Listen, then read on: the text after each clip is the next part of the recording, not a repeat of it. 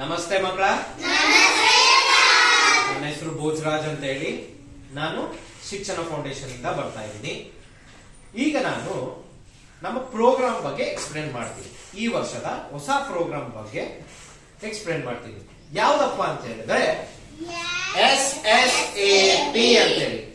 SSAP ಇದನ್ನ SSAP ಅಂತಾನೂ ಕರೀತಾರೆ, SSAP ಅಂತಾನೂ ಕರೀತಾರೆ. ಏನಪ್ಪ SSAP ಅಂತ ಹೇಳಿದ್ರೆ ಶಿಕ್ಷಣ ಸ್ಟೆಮ್ ಅವೇರ್ನೆಸ್ ಪ್ರೋಗ್ರಾಮ್. ಶಿಕ್ಷಣ ಸ್ಟೆಮ್ ಅವೇರ್ನೆಸ್ ಪ್ರೋಗ್ರಾಮ್. ಇದರಲ್ಲಿ ಬಹು ಮುಖ್ಯವಾದಂತ ಯಾವ್ದು ಸ್ಟೆಮ್. ಸ್ಟೆಮ್ ಏನಪ್ಪ ಸ್ಟೆಮ್ ಅಂತ ಹೇಳಿದ್ರೆ ಇದು ಕೆಲವೊಂದು ಸಬ್ಜೆಕ್ಟ್ ಗಳನ್ನ ರಿಫ್ಲೆಕ್ಟ್ ಮಾಡುತ್ತೆ. ಇದು ಕೆಲವೊಂದು ಸಬ್ಜೆಕ್ಟ್ ಗಳನ್ನ ರಿಫ್ಲೆಕ್ಟ್ ಮಾಡುತ್ತೆ.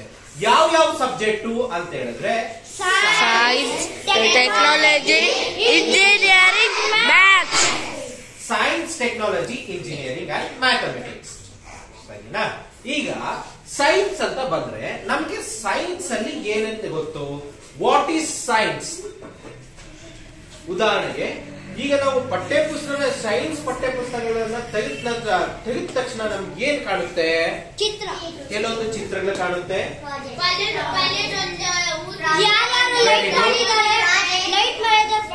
Okay, thank you. ಯಾವ್ದಾವ್ದ್ರ ಬಗ್ಗೆ ಬರುತ್ತೆ ಸೈನ್ಸ್ ಅಂತ ಹೇಳಿದ್ರೆ? ಪರಿಸರದ ಬಗ್ಗೆ ಬರುತ್ತೆ, ಮನುಷ್ಯನ ದೇಹದ ಬಗ್ಗೆ ಬರುತ್ತೆ, ಪೋಷಕಾಂಶಗಳ ಬಗ್ಗೆ ಬರುತ್ತೆ. ನೆಕ್ಸ್ಟ್ ಹೌದು. ನೆಕ್ಸ್ಟ್ ಇದಿಷ್ಟೇನಾ? ಇನ್ನೇನು ಬರಲ್ವಾ? ಬರುತ್ತೆ. ಸೈನ್ಸ್ ಎಕ್ಸ್ಪೆರಿಮೆಂಟ್ಸ್ ಅಂತ ಕೇಳಿದೀರಾ? ಮಾಡಿದಿರಾ? ಎಕ್ಸ್ಪೆರಿಮೆಂಟ್ಸ್ ನ ಮಾಡಿದೀರಾ? ಸೊ ಈಗ ನಾನೊಂದು ಎಕ್ಸ್ಪೆರಿಮೆಂಟ್ ನಿಮ್ಗೆ ಹೇಳ್ತೀನಿ, ನೀವು ಅದರ ಆನ್ಸರ್ ಕೊಡ್ಬೇಕು ಏನು ಅಂತ. ನನ್ನ ಹತ್ರ ಈಗ 2 ಗ್ಲಾಸಸ್ ಆಫ್ ವಾಟರ್ ಇದೆ. 2 ಗ್ಲಾಸಸ್ ಆಫ್ ವಾಟರ್. ನಾನು ಒಂದು ಗ್ಲಾಸ್ ಅಲ್ಲಿ ಉಪ್ಪನ್ನ ಹಾಕ್ತೀನಿ. ಒಂದು ಗ್ಲಾಸ್ ಅಲ್ಲಿ ಉಪ್ಪನ್ನ ಹಾಕ್ತೀನಿ. ಇನ್ನೊಂದು ಗ್ಲಾಸ್ ಅಲ್ಲಿ ಉಪ್ಪು ಹಾಕದೆ ಹಾಗೆ ಬಿಡ್ತೀನಿ.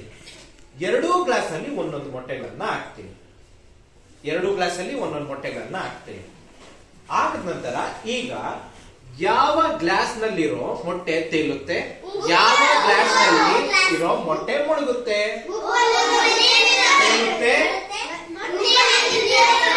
ಮುಳುಗುತ್ತೆ. ಹೌದಲ್ವಾ? ಸೊ ಇದೆಲ್ಲ science experiments. Science experiment. Next technology. Technology ಅಂದ್ರೆ ಏನು? ವಾಟ್ ಈಸ್ ಟೆಕ್ನಾಲಜಿ ಅಂತ ಅಂದ್ರೆ ಈಗ ನಾವು ವಿದ್ಯುತ್ತಿಂದ ಯಾವ ವಸ್ತುಗಳನ್ನ ಬಳಸ್ತಿದ್ದೀವೋ ಅದನ್ನ ಟೆಕ್ನಾಲಜಿ ಅಂತಾರೆ. ಉದಾಹರಣೆಗೆ ನಮ್ಮ smart phones, mobile phones, computer, laptop, TV, washing machine, radio, refrigerators. So ಇದೆಲ್ಲ ಬಂದು ಟೆಕ್ನಾಲಜಿ. ಅದಲ್ವೋ? Next engineering. ಇಂಜಿನಿಯರಿಂಗ್ ಅಂದ್ರೆ ಏನು ಅಂತ ಹೇಳ್ತೀನಿ. ಈಗ ಇಂಜಿನಿಯರಿಂಗ್ ಅಂದ್ರೆ ಏನು? ಇಂಜಿನಿಯರ್ಸ್ ಅಂದ್ರೆ ಯಾರು? ಬಿಲ್ಡಿಂಗ್ ಕಟ್ಟೋಕೆ. Very good. ಓಕೆ, ರಸ್ತೆ ಮಾಡಕ್ಕೆ ಹೇಳ್ಕೊಡೋದು. ಗುಡ್. ಈಗ ನಮ್ಗೊಂದು ಬಿಲ್ಡಿಂಗ್ ಬೇಕು ಅಂತ ಹೇಳಿದ್ರೆ ಆ ಬಿಲ್ಡಿಂಗ್ ಗೆ ಒಂದು ಪ್ಲಾನ್ ಅನ್ನ ಹಾಕ್ತಾರೆ. ಒಂದು ಪ್ಲಾನ್ ಅನ್ನ ಹಾಕ್ತಾರೆ. ಯಾರು? ಇಂಜಿನಿಯರ್ಸ್. ಈಗ ಒಂದು ಹಾಸ್ಪಿಟಲ್ ಅನ್ನ ನಿರ್ಮಾಣ ಮಾಡಬೇಕು ಅಂತ ಹೇಳ್ತಾರೆ, ಕಟ್ಟಬೇಕು ಅಂತ ಹೇಳ್ತಾರೆ. ಆ ಹಾಸ್ಪಿಟಲ್ ಅನ್ನ ಕಟ್ಟಬೇಕು ಅಂದ್ರೆ ಯಾರ ಒಂದು ಪ್ಲಾನ್ ಇರಬೇಕು? ಇಂಜಿನಿಯರ್ ಇರಬೇಕು. ಇಂಜಿನಿಯರ್ಸ್ ಪ್ಲಾನ್ ಇರಬೇಕು. ಹೌದಲ್ವೋ? ಇದೇ ರೀತಿ ನಾವು ಮನೆಯಲ್ಲಿ ಕೂಡ ಒಂದು ಚಿಕ್ಕ ಇಂಜಿನಿಯರಿಂಗ್ ಥಿಂಗ್ಸ್ ಅನ್ನ ಮಾಡಬಹುದು. ಯಾವ ತರ ಅಂದ್ರೆ ಈಗ ವೆರಿ ಗುಡ್, ಫ್ಯಾನ್ ಅನ್ನ ರೆಡಿ ಮಾಡಬಹುದು. Very good. ಈಗ ಮನೆಯಲ್ಲಿ ನಲ್ಲಿಗಳಿದೆಯಾ? ಮುರ್ದಿರೋ ನಲ್ಲಿಗಳನ್ನ ಮತ್ತೆ ರೆಡಿ ಮಾಡಬಹುದಾ? ಅದಕ್ಕೆ ಬಟ್ಟೆ ಸುತ್ತೋದಾಗ್ಲಿ ನಾವೇನ್ ಮಾಡ್ತೀರಿ? ಈಗ ಟೈರ್ ಟ್ಯೂಬ್ ಅನ್ನ ಸುತ್ತೀರಿ. ಈಗ ನಲ್ಲಿ ಏನಾದ್ರೂ ಮುರಿದಿದ್ರೆ ಟೈರ್ ಟ್ಯೂಬ್ ಅನ್ನ ಸುತ್ತೀರಿ, ಗೊತ್ತಾ? ಸೊ ಈ ತರ ಒಂದು ಚಿಕ್ಕ ಇಂಜಿನಿಯರ್ ಥಿಂಗ್ಸ್ ನಾವೇ ಮಾಡ್ಕೋಬೋದಾ? Next mathematics. ನಾವು ನೋಡಿದಾಗೆ FLN ಅಲ್ಲಿ ಹೇಳಿದಾಗೆ ಮ್ಯಾಥಮೆಟಿಕ್ಸ್ ಅಂದ್ರೆ ಏನೇನ್ ಬರ್ತದೆ? ಕೂಡೋದು, ಕಳಿಯೋದು, ಗುಣಾಕಾರ, ಭಾಗಾಕಾರ. Very good. ಇದು ಸಂಕಲನ, ವ್ಯವಕಲನ ಇವು ಬರ್ತದೆ. ಓಕೆನಾ? ಆದ್ರೆ ಸ್ಟೆಮ್ ಅಲ್ಲಿ ಮ್ಯಾಥಮೆಟಿಕ್ಸ್ ಬಂದಿದ್ಯಾ ಅಂದ್ರೆ ಇದ್ರೇನು? ಹೇಳಿ.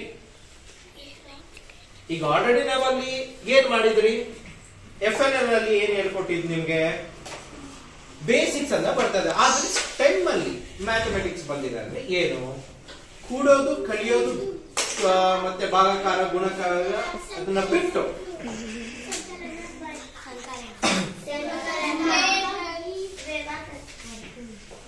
Tricky questions. ಮ್ಯಾಥ್ಸ್ ಅಲ್ಲಿ ಕೆಲವೊಂದು ಟ್ರಿಕ್ಕಿ ಕ್ವಶನ್ಸ್ ಅಂತ ಇರುತ್ತೆ. ಟ್ರಿಕ್ಕಿ ಕ್ವಶನ್ಸ್ ಉದಾಹರಣೆಗೆ ಹೇಳ್ತೀನಿ, ಕೇಳಿಸ್ಕೊಳ್ಳಿ. ಈಗ ನಾವೀಗ ವರದಾಪುರ ಅನ್ನೋದಿದೆ, GLPS ಇದೆ, ಹೌದಲ್ವೋ?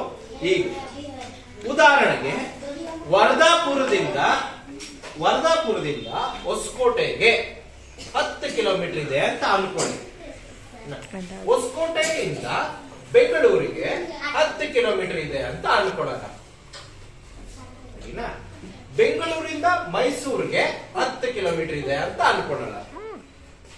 ವರದಾಪುರದಿಂದ ಹೊಸಕೋಟೆಗೆ 20 ನಿಮಿಷದಲ್ಲಿ ಹೋಗ್ಬೋದು ಅಂದ್ರೆ ಹೊಸಕೋಟೆಯಿಂದ ಬೆಂಗಳೂರಿಗೆ, ಬೆಂಗಳೂರಿಗೆ ಮೈಸೂರಿಗೆ ಎಷ್ಟು ನಿಮಿಷದಲ್ಲಿ ಹೋಗ್ಬೋದು? ಒಟ್ಟು 60 ಅಲ್ವಾ?